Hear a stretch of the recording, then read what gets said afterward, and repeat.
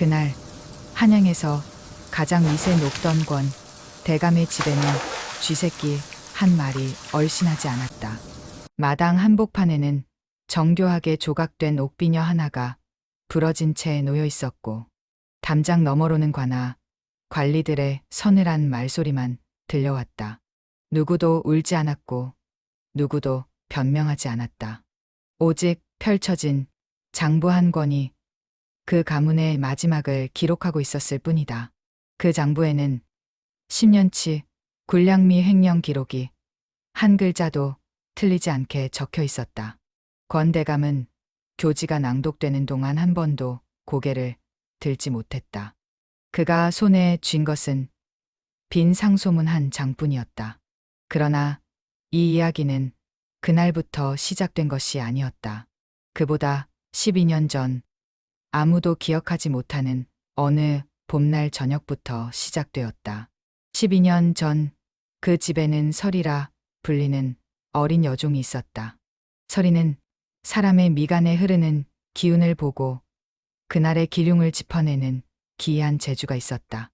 처음엔 작은 일들이었다.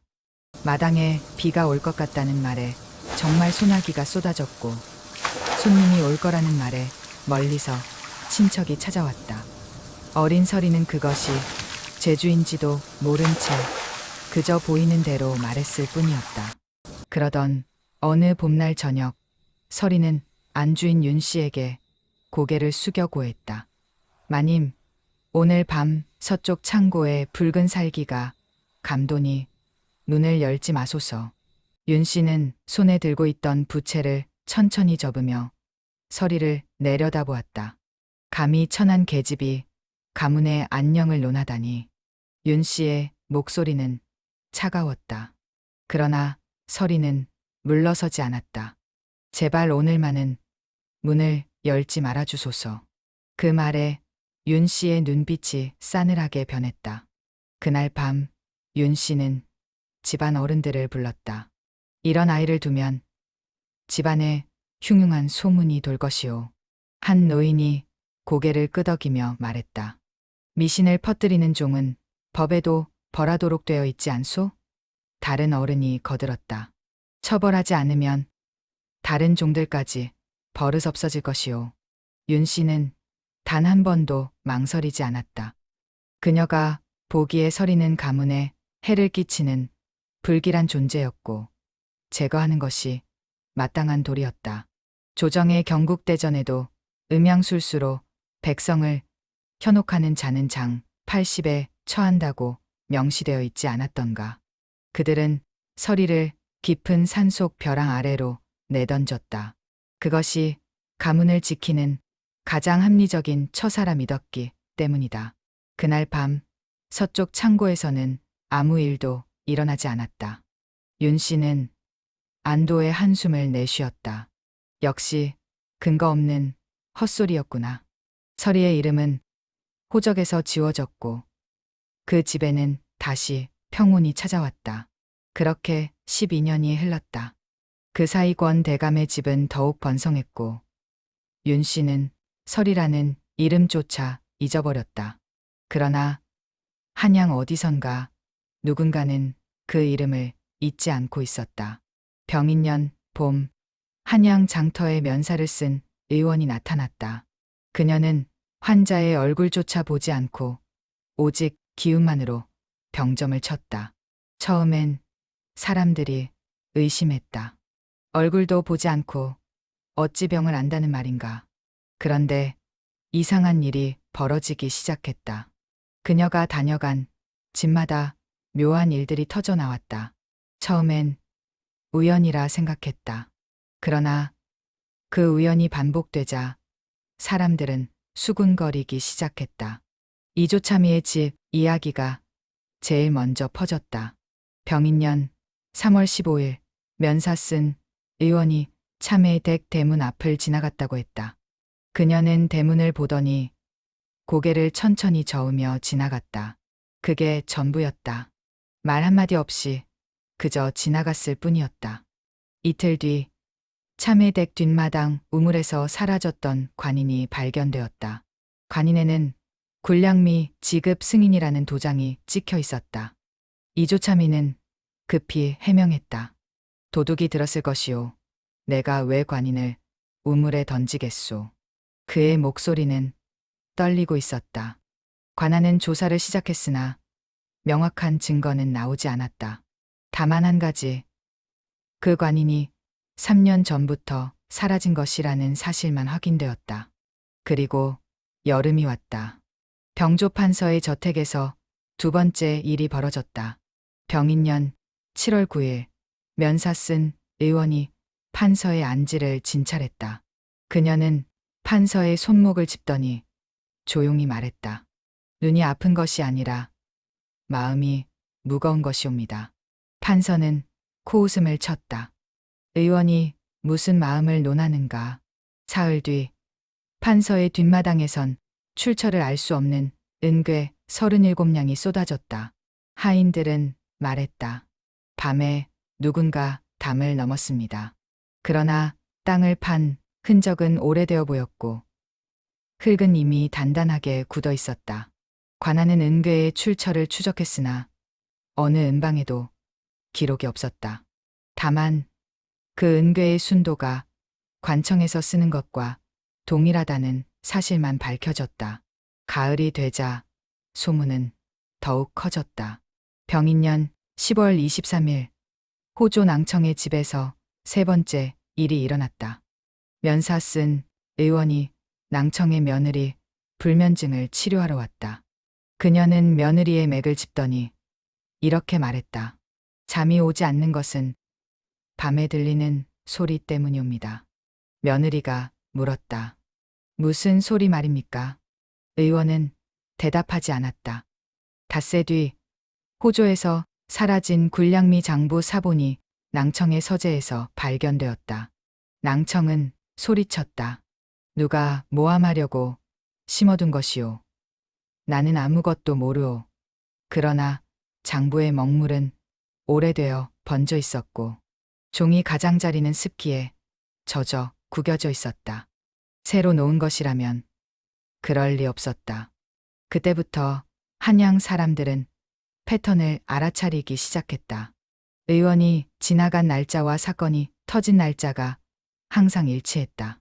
그리고 더 이상한 것은 사건이 터진 집들 사이에 묘한 연결고리가 있다는 점이었다.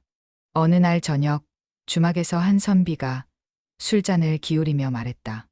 이조차미는 권 대감과 같은 해에 과거에 급제했다더군. 옆자리 선비가 거들었다. 병조 판서는 권 대감의 조카 사위라 들었소. 또 다른 이가 낮은 목소리로 덧붙였다. 호조 낭청은 원래 권 대감 집안의 머슴 출신이라는데 천거를 받아 관직에 올랐다지 않소. 주막은 잠시 조용해졌다. 그리고 누군가 조심스럽게 물었다. 그럼 다음은 누구 차례일까? 아무도 대답하지 않았다. 다만 모두의 시선이 한양에서 가장 큰 기와집 권 대감의 저택 방향을 향했다. 그러나 정작 의원은 권 대감의 집 앞을 지나가지 않았다. 대신 엉뚱하게도 좌이정의 집을 찾아갔다. 병인년 11월 그녀는 좌이정의 얼굴을 보고 말했다. 대감 댁에 흉한 기운이 있으니 한 달 내로 재앙이 있을 것이옵니다. 좌이정은 긴장했다. 집안을 정비하고 제사를 지내고 조심스럽게 지냈다. 한 달이 지났다. 그러나 아무 일도 일어나지 않았다. 좌이정은 의원을 찾아가 따졌다. 그대가 한 예언은 빗나갔소. 의원은 고개를 숙였다. 소녀의 짧은 소견이었습니다. 한양 사람들은 혼란스러워했다. 능력이 있다더니 틀릴 때도 있구나. 그럼 이전 사건들도 우연이었던 것 아닐까? 그러나 예리한 이들은 알아차렸다.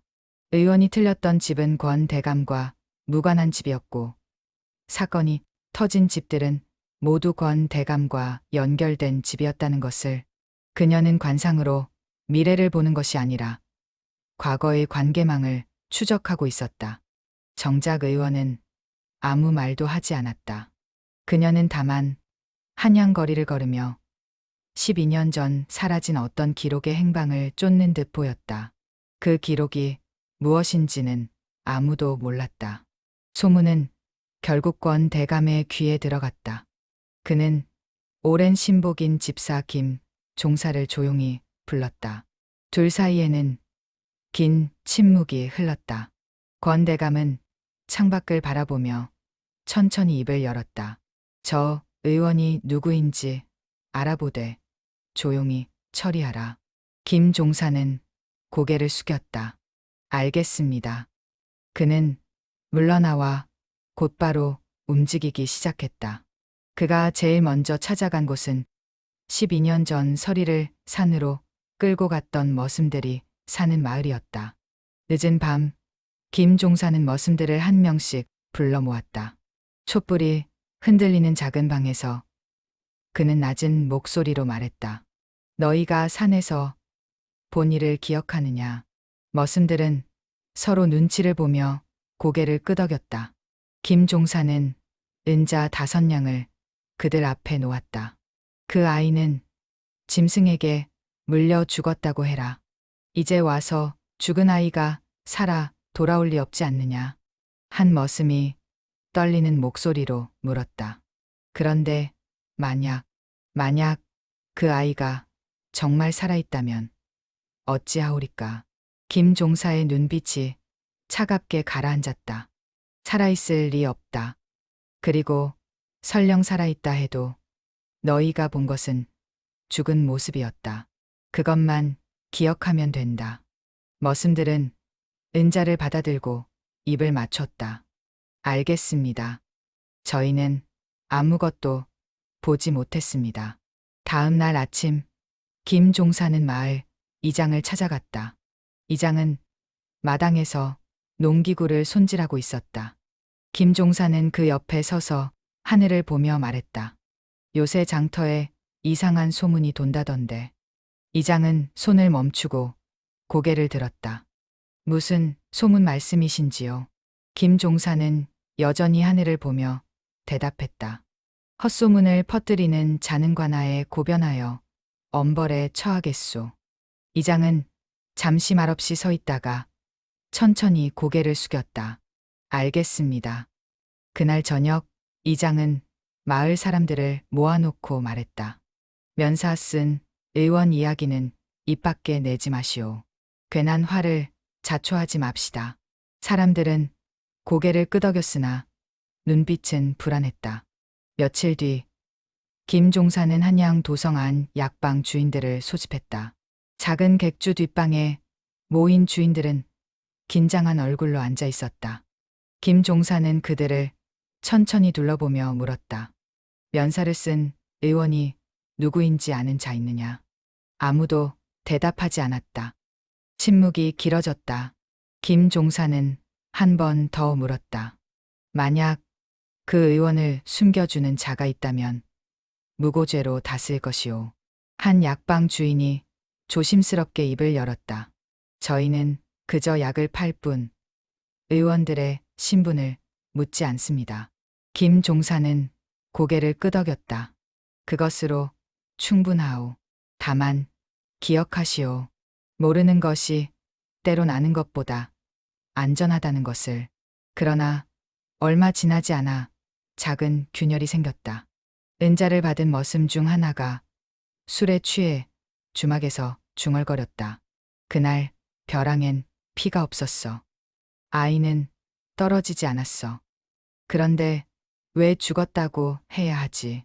그 말을 들은 주막 주인은 얼굴이 하얗게 질렸다. 그는 다음 날 아침 조용히 관아로 향했다. 이틀 뒤 그 머슴은 잡혀갔다. 죄목은 헛소문 유포. 머슴의 이름은 관아 기록에서 지워졌고 그의 가족도 며칠 뒤 마을을 떠났다.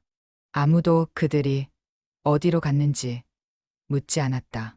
김 종사는 권 대감에게 보고했다. 소문의 근원을 막았습니다. 권 대감은 고개를 끄덕이며 창밖을 바라보았다. 잘했다. 입을 막으면 진실도 사라진다. 그의 목소리는 여유로웠다. 그러나 그는 몰랐다. 서리가 찾던 것은 증언이 아니라 장부였다는 것을. 그리고 그 장부는 이미 관하의 주목을 받고 있었다는 것을. 병인년 12월 궁궐에 이상한 일이 일어났다. 임금이 원인 모를 안질로 정사를 돌보지 못하게 된 것이었다. 처음엔 가벼운 증상이었다. 눈이 침침하고 빛이 부시다는 정도였다. 그러나 날이 갈수록 증상은 심해졌다. 어이들이 온갖 약을 써도 차도가 없었다. 궁궐에는 불안한 기운이 감돌았다. 신하들은 속삭였다. 전하께서 정사를 보지 못하시면 나라가 어지러워질 것이오. 혹시 하늘이 내린 경고는 아닐까. 조정은 술렁였고 왕은 침전에 누워 천장만 바라보았다. 그때 권 대감이 상소를 올렸다. 전하, 요사한 의원이 한양을 어지럽히고 있사옵니다. 그 의원은 거짓 예언으로 백성을 현혹하고 가문간의 불화를 조장하고 있사옵니다. 조정의 기강을 바로잡기 위해 그 의원을 잡아 국문해야 하옵니다. 상소는 조정에서 낭독되었다. 좌의정이 고개를 끄덕였다. 의원의 예언이 틀린 적도 있다고 들었소. 우의정도 맞장구 쳤다. 근거 없는 소문으로 관가들을 의심하게 만드는 것은 경거망동이오. 그러나 호조 판서가 상소문을 다시 펼쳐보며 한 가지를 지적했다. 그런데 이상한 점이 있소. 그의 목소리에 조정이 조용해졌다. 권 대감의 상소에 적힌 날짜가 병인년 11월 28일인데 이조참의 집에서 관인이 발견된 것은 그보다 4개월 전이오. 권 대감은 어떻게 그보다 먼저 그 의원을 알고 있었소. 조정이 술렁였다. 권 대감은 잠시 말문이 막혔다. 그것은 소문으로 들었기 때문이오. 호조 판서가 다시 물었다. 소문으로 들으셨다면 왜 4개월 동안 아무 조치도 취하지 않으셨소? 그리고 왜 하필 전하께서 병환에 드신 지금 상소를 올리셨소? 권 대감은 대답하지 못했다. 그의 손이 미세하게 떨렸다. 왕은 침전에서 그 보고를 들었다. 그리고 조용히 명을 내렸다. 그 의원을 입궐시켜라. 며칠 뒤 면사를 쓴 의원이 궁궐에 들어왔다. 그녀는 왕 앞에 무릎을 꿇고 천천히 면사를 벗었다. 조정의 신하들은 숨을 죽였다. 왕은 그녀의 얼굴을 보며 물었다. 그대가 바로 그 의원이냐? 서리는 고개를 숙였다. 그러하옵니다. 왕이 다시 물었다. 짐의 병을 고칠 수 있겠느냐? 서리는 천천히 고개를 들었다. 전하의 눈을 가린 것은 병이 아니라 간신들이 올린 거짓 상소문의 먹구름이옵니다. 조정이 웅성거렸다. 왕은 손을 들어 정적을 만들었다. 계속 말하여라. 서리는 숨을 고르고 말을 이었다. 지난 10년간 호조에서 올린 굴량미 보고가 모두 거짓이옵니다. 진짜 장부는 권 대감의 사당 밑바닥 부러진 옥비녀와 함께 묻혀 있사옵니다. 좌의정이 벌떡 일어났다. 근거 없는 무고가 아니오. 서리는 그를 바라보며 차분히 대답했다. 신이 12년 전 본 그날 밤의 기운이 아직 그곳에 남아 있사옵니다. 그리고 이조참의 병조판서 호조 낭청의 집에서 나온 물증들은 모두 권 대감과 연결되어 있사옵니다. 그들이 받은 은괴의 무게를 합하면 굴량미 3천석의 값과 일치하옵니다. 왕은 긴 침묵 끝에 입을 열었다. 금부도사는 즉시 권 대감의 집을 급습하라. 이틀이 지났다.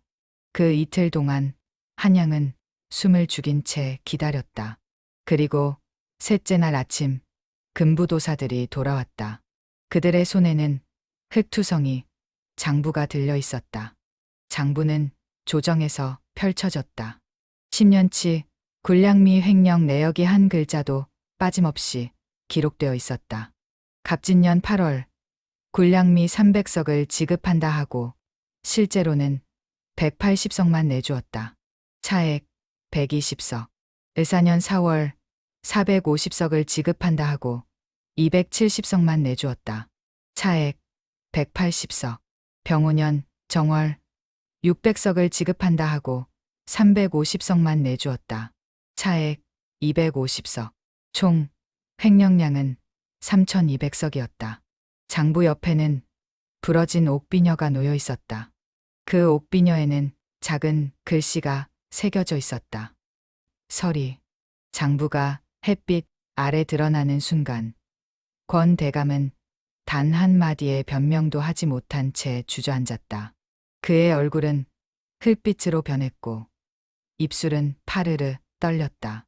조정은 조용했다. 새 한 마리 울지 않았다. 왕명이 떨어졌다. 권 대감은 관직 삭탈 후 제주도로 유배. 재산은 몰수하여 가난한 백성들의 구휼미로 풀 것. 파직 교지가 낭독되는 동안 권 대감은 고개를 들지 못했다. 그가 손에 쥔 것은 자신이 올렸던 빈 상소문 한 장뿐이었다. 권 대감의 집은 텅 비었다. 대문에는 붉은 봉패가 붙었고 마당의 비단 도포는 흙탕물에 젖어 있었다. 그의 재산은 조정이 관리하게 되었고 가난한 백성 1200호의 쌀이 나눠졌다. 관하 문서에는 권 대감 일가의 관직 박탈 및 유배라는 한 줄이 추가되었다. 서리는 왕이 내린 치하를 거절했다. 시는 다만 잘못 기록된 것을 바로잡았을 뿐이옵니다. 왕은 그녀를 바라보며 물었다. 그대는 어찌 12년 동안 살아있었는가? 서리는 고개를 숙였다. 시는 벼랑에서 떨어지지 않았사옵니다. 벼랑 중턱에 소나무 가지가 신을 받쳐주었사옵니다. 시는 그날 밤 사당 밑에 숨겨진 장부의 기운을 보았고 그것을 기억했사옵니다. 12년 동안 시는 그 기운을 따라 한양으로 왔고 관계망을 하나씩 좁혀갔사옵니다. 왕은 잠시 침묵했다. 그리고 천천히 물었다. 복수를 원했느냐? 서리는 고개를 저었다. 아니옵니다. 시는 다만 제 이름이 호적에서 지워진 그날 함께 지워진 진실을 되찾고 싶었을 뿐이옵니다. 서리는 궁궐을 나와 다시 길을 떠났다. 그녀의 손에는 12년 전 윤 씨가 던졌던 그러나 이제는 깨끗이 씻긴 옥비녀가 들려 있었다. 그녀는 가문의 복수를 원한 것이 아니었다. 그저 잘못 기록된 자신의 운명과 가려진 진실을 제자리에 놓았을 뿐이다. 한양 거리를 지나던 한 어린아이가 어머니의 치마를 잡아당기며 물었다. 어머니, 저 집은 왜 아무도 살지 않아요? 어머니는 아이의 손을 잡고 천천히 대답했다. 저 집은 나라의 법에 따라 처벌받은 집이란다. 아무리 높은 양반이라도 잘못을 하면 벌을 받는단다. 아이는 고개를 끄덕이며 다시 물었다. 그럼 저 집 사람들은 어디로 갔어요? 어머니는 하늘을 보며 대답했다. 멀리, 아주 멀리 갔단다. 그리고 다시는 돌아오지 못할 거야. 한양의 노을은 여느 때처럼 붉었으나 권 대감의 집 앞을 지나는 이들은 더 이상 고개를 숙이지 않았다. 담장에는 붉은 봉패만이 바람에 흔들리고 있었다. 그 봉패 위에는 이렇게 적혀 있었다. 국법에 따라 처벌됨. 그리고 그날 이후 한양 사람들은 이렇게 말했다. 관상은 미래를 보는 것이 아니라 숨겨진 과거를 드러내는 것이다. 서리의 이름은 야담으로 전해졌고 그녀가 지나간 자리에는 작은 진실들이 남았다. 12년 전 결항에 버려진 아이는 12년 후 조정의 기록을 바로잡았다. 그것이 그녀가 할 수 있는 전부였고 그것으로 충분했다. 옥비녀는 다시 주인을 찾았고 장부는 햇빛 아래 놓였다. 잘못 지워진 이름 하나가 제자리로 돌아온 것이다. 그것이 전부였다.